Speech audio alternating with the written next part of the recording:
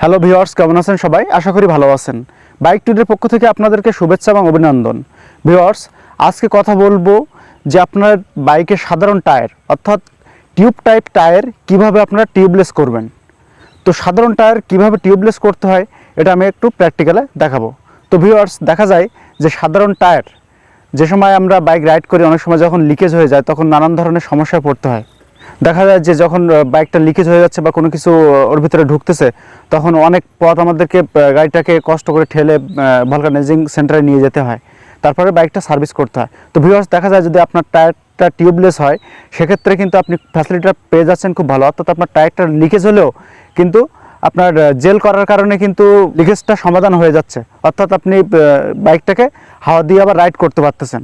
তো ভিউয়ার্স, আমি দেখাবো যে কিভাবে সাধারণ টায়ার টিউবলেস করতে হয় এবং জেল করতে হয়, এটা আমি একটু প্র্যাকটিক্যালি দেখাবো। তো ভিউয়ার্স, আপনি যদি আমার চ্যানেলে প্রথম হয়ে থাকেন তবে চ্যানেলটি অবশ্যই সাবস্ক্রাইব করবেন। তো চলুন ভিডিওটি শুরু করা যাক। তো ভিউয়ার্স, আপনারা খেয়াল করছেন যে বাইকটা দেখেন যে এখানে কিন্তু আপনার খেয়াল করুন যে এমআরএফ ইন্ডিয়ান কোম্পানি এমআরএফ, এটা কিন্তু টিউবলেস। এটা কিন্তু টিউবলেস 275/17, অর্থাৎ আপনার 80 বাইকের পিছনের রেয়ার টায়ার কিন্তু সাইজ এটা যে 275/17। তো এটা কিন্তু টিউবলেস। তো এই টিউবলেস এটা আমি সেট করছি, আপনারা দেখতে পাচ্ছেন যে প্র্যাকটিক্যালে যে এটা কিন্তু আমি টিউবলেস সেট করছি। আর কিভাবে সেট করছি অর্থাৎ কিভাবে টিউবলেস করছে, এটা যেহেতু এটা সাধারণ রিং, অর্থাৎ টিউবলেস কিন্তু কোম্পানি এটা সেট করে দিইনি, আমি এটাকে মডিফাই করে টিউবলেস করে নিয়েছি সুবিধার্থের জন্য, কাজের সুবিধার্থের জন্য এবং আপনার ফ্যাসিলিটির জন্য। তো কীভাবে টিউবলেস করছি এটা একটু প্র্যাকটিক্যালে দেখুন।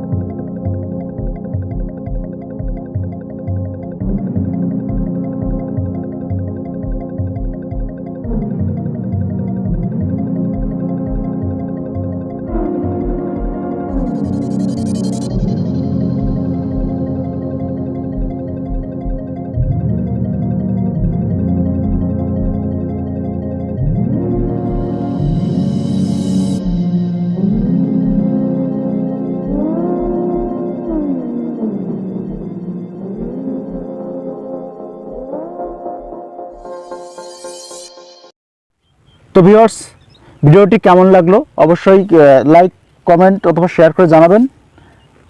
এই ছিল আজকের ভিডিও। সবাই ভালো থাকবেন, সুস্থ থাকবেন। আল্লাহ হাফেজ।